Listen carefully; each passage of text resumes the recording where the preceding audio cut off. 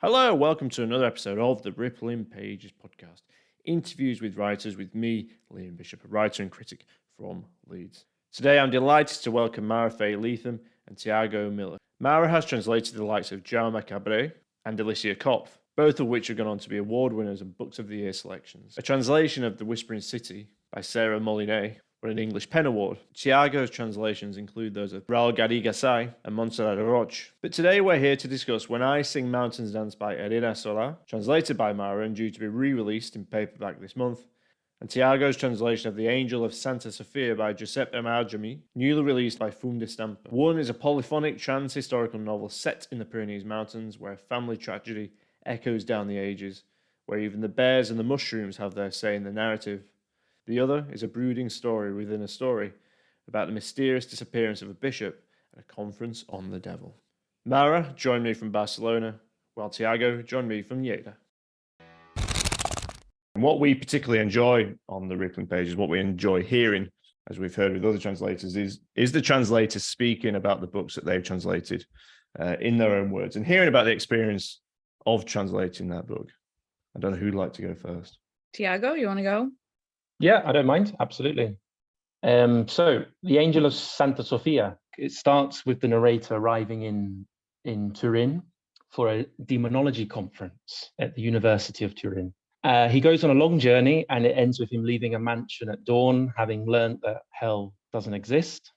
We meet angel-obsessed cardinals, a duchess who's convinced that her daughter needs an exorcism, a Swedish physicist who's created a strange machine that's able to show the dark matter of a parallel universe. And there's a man who claims to have met the devil in person in a bar. And then we hear the tale of a Renaissance man who's returned from hell. And then he journeys to Vatican City to explain it all to the Pope. You know, I'm liable, if I speak any more about what happens in the book, I'm liable to lead listeners into a labyrinth. But I think this word labyrinth is important because this is the sort of effect that it has on the reader. It has a very labyrinthine structure. And this is important because this shows the influence of Borges, I think, on certainly on this book. I think generally on Arjami, but certainly in this book. When he was interviewed when the book was published, and he said how interested he is in the way that Borges perceives theology as a branch of fantastic literature, and how he's fascinated with the imagery and the darkness and the mysticism that theology is able to give us.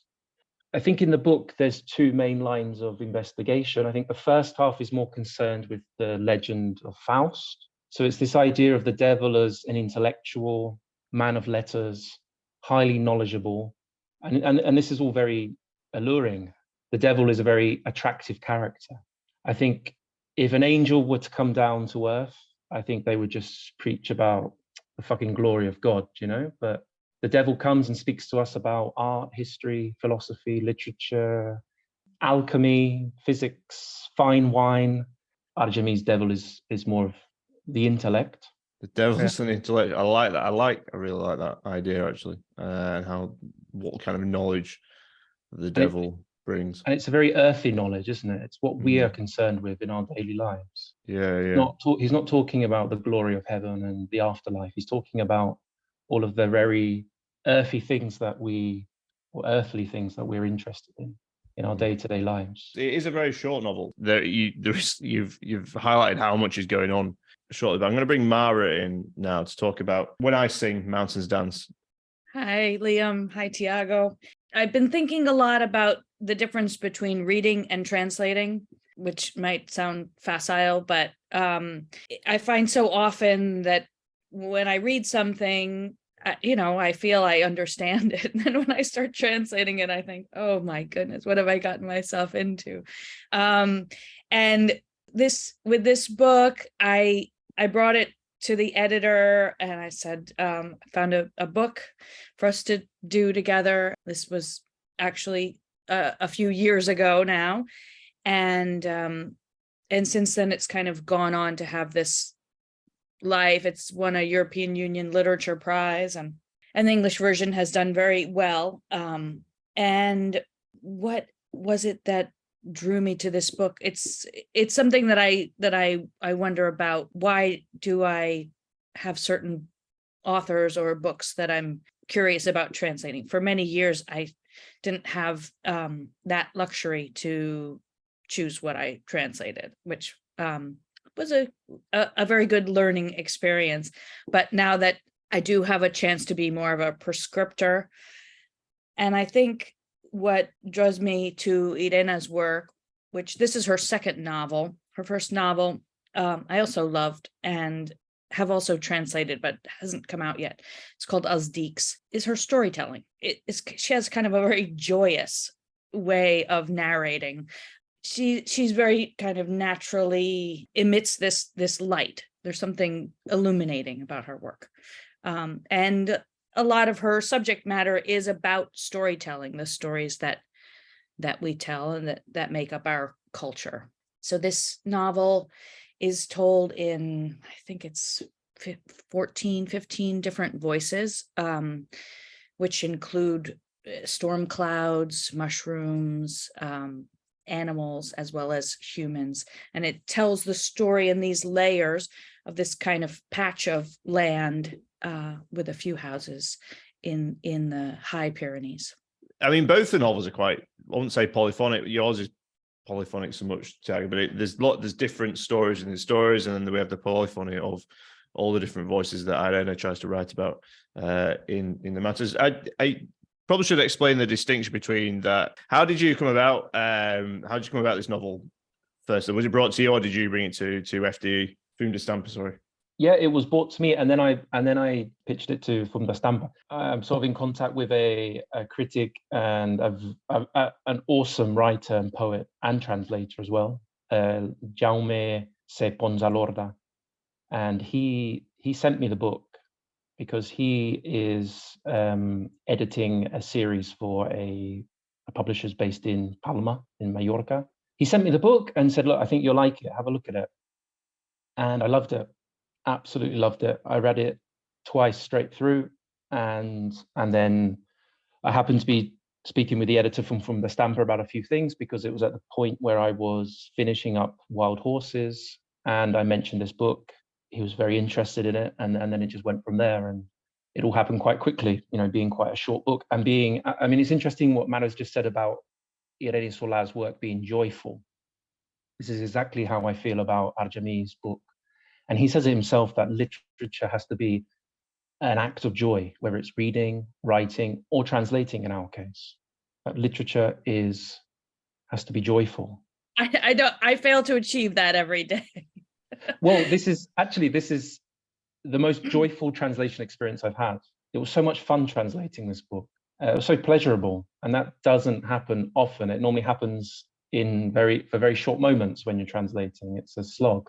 But you have those moments of joy, because this is all about the pleasure of reading, the pleasure of stories and of storytelling. There's some dark subject matter. There's some dark subject matter in both novels. Where does that joy come from for you both? And what is it? The joy in the story that you're translating? Is it the joy of the language? Well, if I can go back to what Mara said about the difference between reading and translating, that it happens quite often. You read a book, but it's only until you translate it when you realize, first of all, how good it is, and second of all, how difficult it is to reproduce, to create your own version. But this is where the joy is for me. It's this active engagement with literature. It's the act of writing. And I think this is something we have to constantly say as literary translators, that we are writers. For me, the language is the easiest part. Reading one thing in Catalan and putting it and understanding it and putting it in English, that's the basic. Where it gets difficult and where it gets very enjoyable is when you have to start writing yourself. And that's an active engagement. For me, there's two very different modes of interacting with a text that I'm translating. Could sort of be summed up as like the forest and the trees. And there's definitely a moment where I'm kind of deconstructing each word or how it functions in a sentence, and I can get lost in that moment of what what each word is doing. And then I need to find a way out to see it more as a whole. So those are two different moments in the process for me, both of which have some joy and some pain. Can I ask, Mara, is there a point where you feel that the text is yours? It goes from being someone else's text and then it becomes yours. Do you ever have that moment? Yeah, and then you think, now it's good. Now it's reading well. To me, it's not just a moment in a current project, but more a moment in my evolution, as you will, as a translator. And I was translating a book written by my husband, who's also a translator. And so he had a lot to say about the questions I was asking him. I like to work with my authors, and talk to them about their intentions. I'm always clear that I have the last say, that what I'm interested in finding out what their goal was with a certain word, and a lot of times it has to do with nuance, but then I am the one who has to find the way to do that in English. So it became very clear when I was working with someone who lived in the same apartment as me, that and someone who translates from English, I really had to mark out that space of, no, this text is mine, with limitations, of course. I'm not, I do try to stay very close to the original.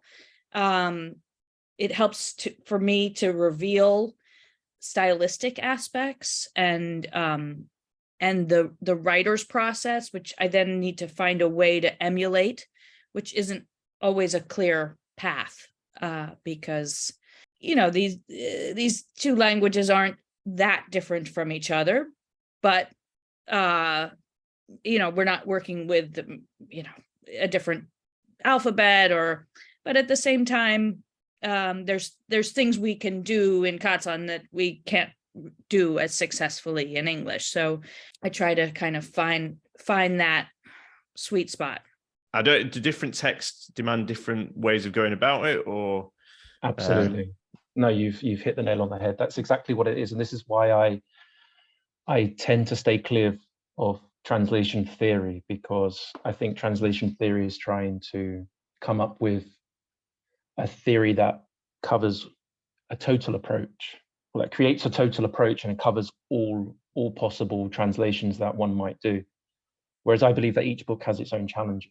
Well, not to bring in translation theory, but my favorite translation theorist is a British man named Andrew Chesterman, who lives in Helsinki, and he says a translation is in itself a theory, which I love, because every book is its own world, and I think there's you have to find a way to dive in and swim around and get comfortable. There's a way, when you put your belly button in, it's good, there's different moments that are harder than others, and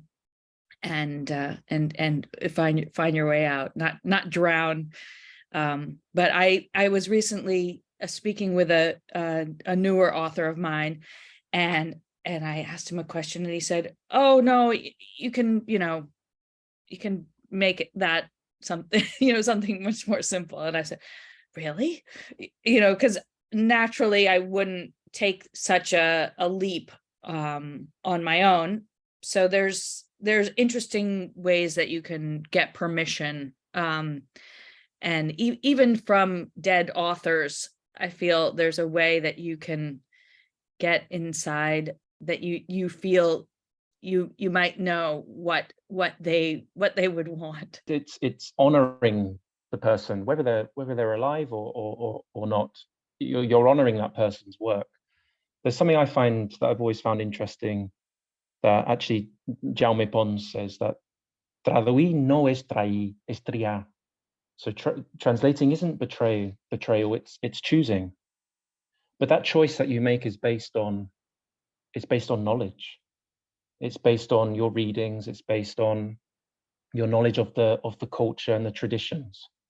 Let's move into that in a bit more. Let's start looking then into how these novels situate themselves within literary culture, Western literary culture, global literary culture, and particularly how they might reveal different ideas or different aspects of Catalonia, because one is set within Catalonia and one isn't, but it refers back to it. And Al-Jami's novel is set at a demonology conference in Turin, as you said, Tiago. However, Barcelona is revealed to the narrator in a dream, which seems to then propel him into the story of the bishop that's tried to locate the devil. And then Solà's novel is set in the Pyrenees Mountains on the border between France.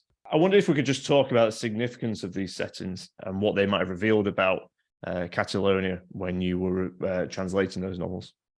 The setting of Irene's book is also one that draws on a lot of history. There's one chapter that's narrated by the ghosts of witches that were hanged in the 17th century.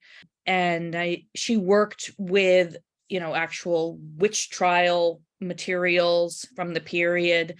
And then there's also ghosts from the 20th century. The book is set in the present, but ghost of a little girl from the Civil War who was fleeing through Catalonia. Some of the stories that are layered on this patch of land have to do with, the remnants of artillery that you can still find there, and the weight of that historically. So it's very present in the land, and the mountains, when they speak, they laugh at the short lifespan that humans have and their problems. Yeah, I did. So I mean, it's a borderland, isn't it? It's the border between France and Catalonia. And I mean, I don't know if this would be a bit of a stretch, but so we spoke about the Civil War and people sort of fleeing. Well, the first people that went into exile were, if you read the list, it's all, nuns and priests, and because there was a big anti-clerical movement. So complicated, but this one was very complicated in terms of, I just recently read this book written by a fascist Catalan intellectual about his time spent in the Cheka during the war, which was, the horrible the communist jails, and the tortures that he underwent getting his fingernails pulled out. So it was a very bloody conflict, and there was a lot of loss of life in general, and I think you feel that in the landscape that Irene creates. But then, of course, the outcome, the nationalist victory, was a real loss for Catalan authors, among other people. But so there's that legacy now that we're still dealing with. Do you think loss defines this novel? In many ways, yeah. There's not a huge plot in this novel. It has to do with two deaths within a family and how they play out. I think lyricism is also very important in this novel, poetry. Yeah, I know. It's interesting listening to what you're saying, Manu, because with I think with a lot of the criticism around Solà's book, and this happens all the time when a female writer writes something writes something of literary value, immediately everyone starts saying, oh, it's like Rodoreda. Oh, it's just like Víctor Català. And these are the two names that always come up, and it's lazy, because really Solà is drawing on so much more. I think even the way she puts the landscape as a protagonist goes back to writers like Vayreda with La Puñalada, which is from, it's published 1903, 1904, where it's set in the pre-Pyrenees and really the mountains and the forests, quite clearly one of the main protagonists in the novel. And I think she's drawing on that, but also on when you said about the witches. So there's this, I think she's going back to the poets Mercè Marçal as well, but also with Montserrat Roig, with the historical memory, talking about exile. It's a fascinating work, and it's really disappointing when you see critics just making these easy comparisons when really she's drawing on a lot of Catalan writers. In terms of Argemí, obviously, the setting is completely different, but again, there's the influence of the history of Catalonia, the strong links between Catalonia and Italy, obviously with Spain's power during the 17th century with the Golden Age. All of that is very, very visible. I think as well, he's also drawing on painting. I think there's very much this conflict between good and evil is expressed through a conflict between light and darkness, which again goes back to Spanish Golden Age painting, Caravaggio. Hey there, just a quick message from me, and just to say, if you're really enjoying today's podcast, I'd be really grateful if you left a review on your favourite podcast provider. The Rippling Pages is all about letting writers talk about their craft so that you and other listeners can learn more about the art of literature. Leaving a review increases the reach of the podcast and hopefully means that more people will hear about the writer's work. Thanks very much, and it's just great to have you here.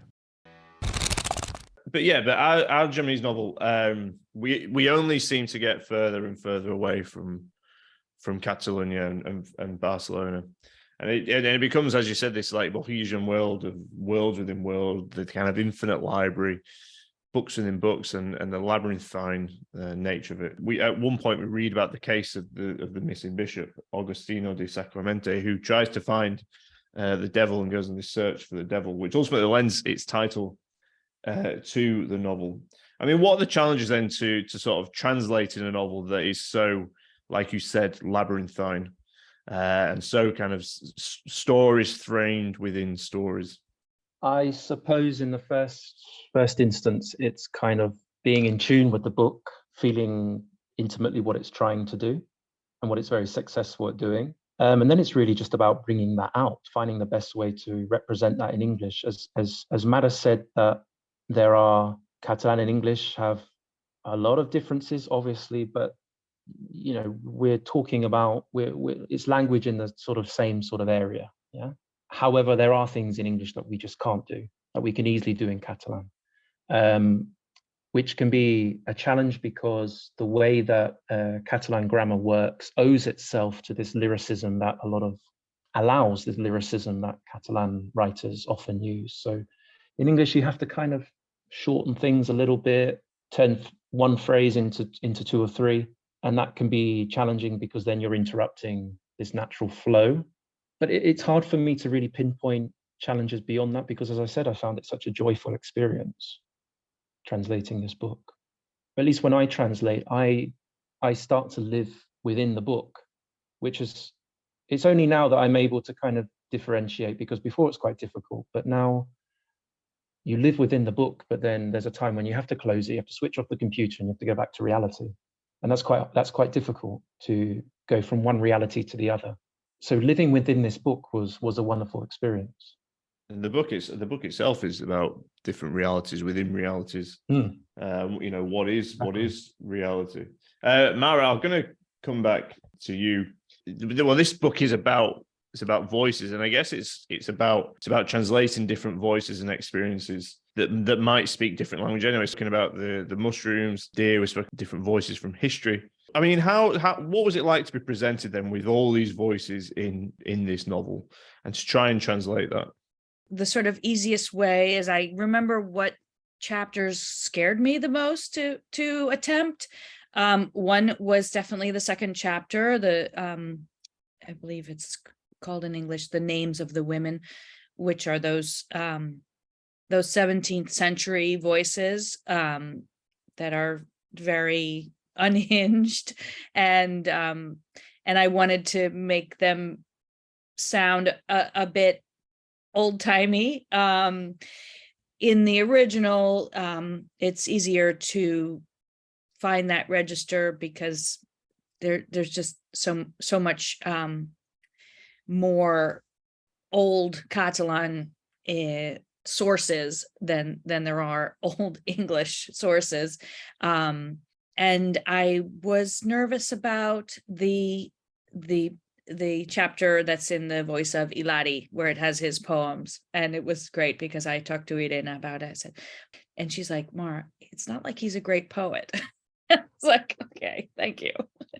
That relieved some of the tension there for me of translating poetry, which is something that continues to feel intimidating for me, even though I love to translate prose by poets. Some of the voices that I loved, well, I like the dog's voice and the mushrooms, because it's kind of rare that you get to translate a collective voice like that.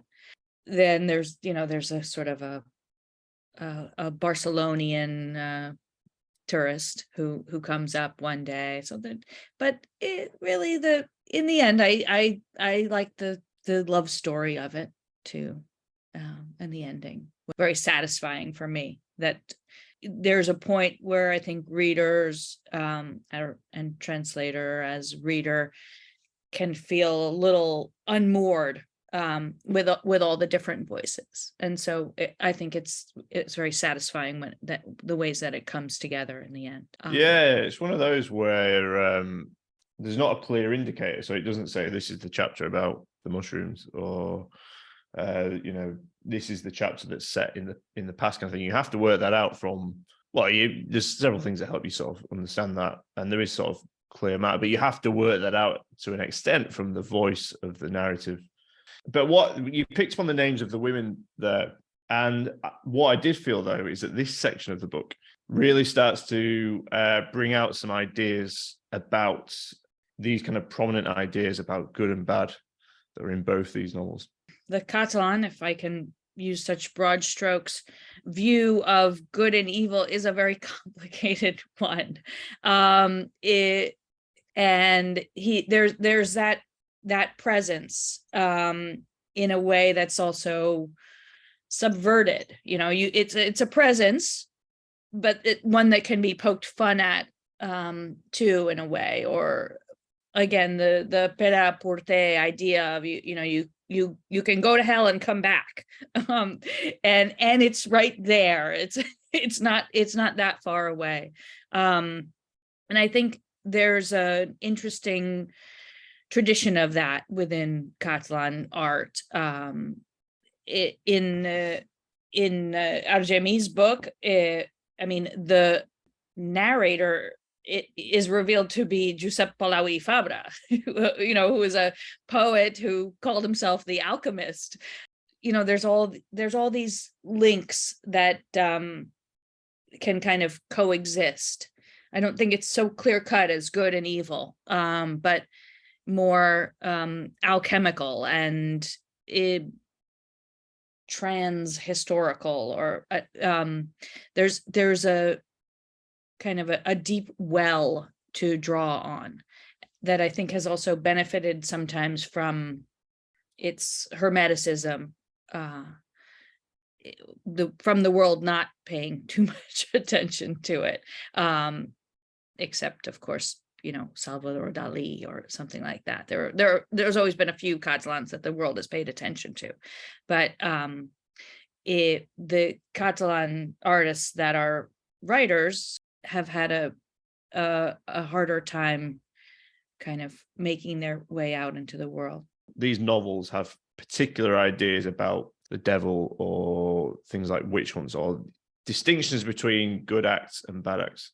So, and you were speaking then about, so when you moved on to Salvador Dali and the kind of culture of how people communicate from the Catalan language, perhaps to a wider, are you saying then that this relates to a particular idea, appreciation of art? I've been thinking in terms of Argemi's book about why the narrator is this poet, because it seems to be important. The figure of this poet would say that of 20th century literatures, Catalan literature is particularly poetry heavy, and there's reasons for that. But I think, well, I mean, I feel like he's working within this. We have this idea in Catalonia of sen y rauxa, which is like kind of practical common sense, and then kind of a craziness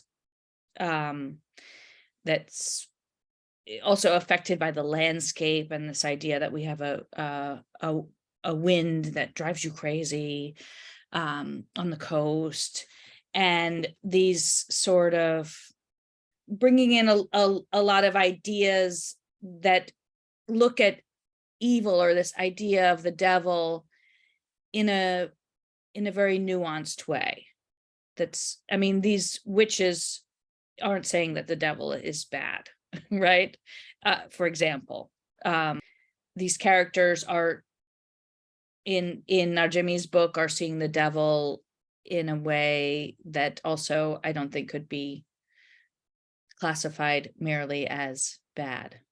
Well, I think Tiago, you said the devil in Argemi's novel is a knowledge bringer. He's an intellectual figure.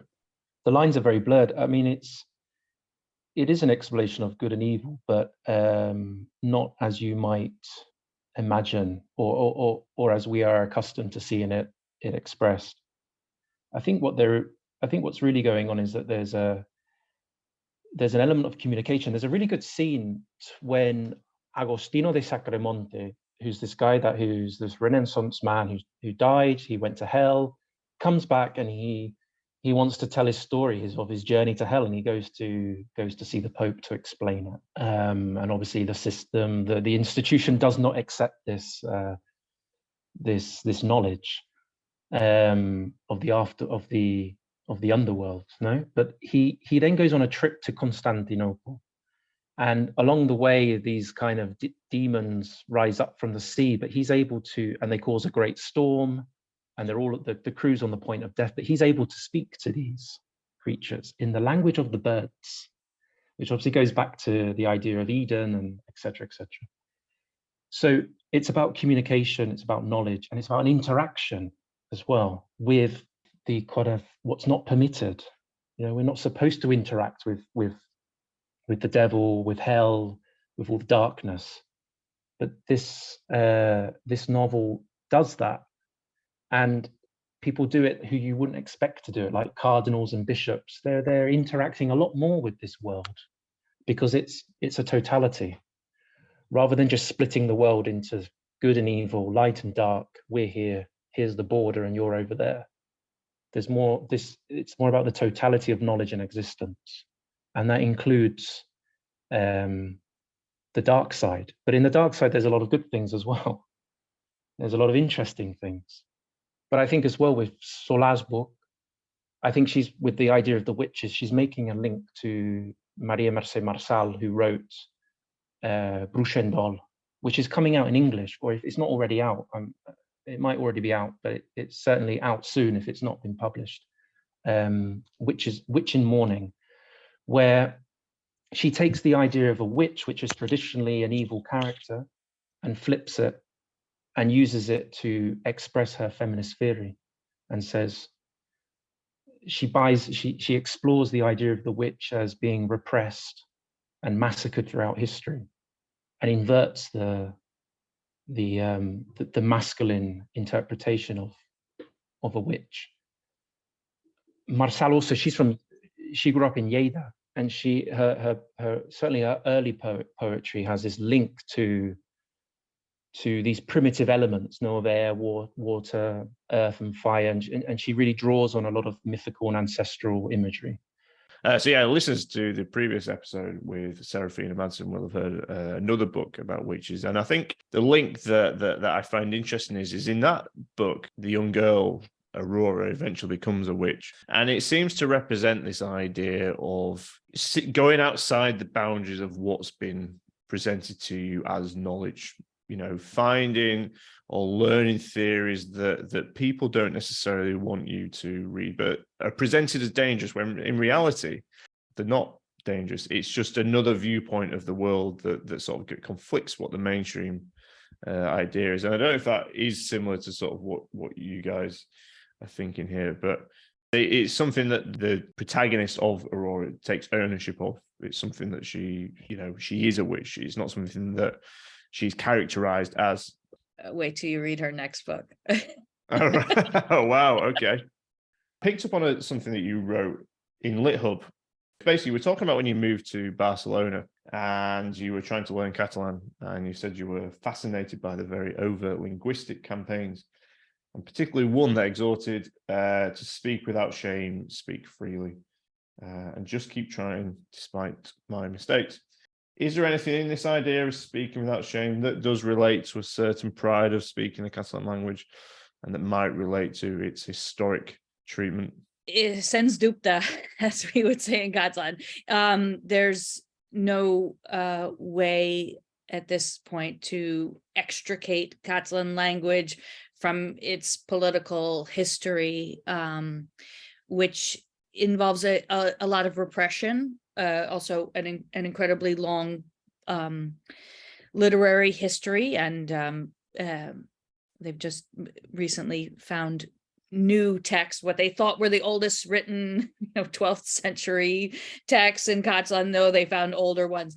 Those weren't literary texts, but even in El Quijote, he talks about coming to Barcelona, and it being this publishing center. And there's a lot to draw on there, but there's also a lot of history of repression, where being a Catalan writer, and this is something that continues to today, is seen as being involved in part of a heroic continuity of preserving and modernizing the Catalan language, which was only really codified in the early 20th century by Pompeu Fabra. So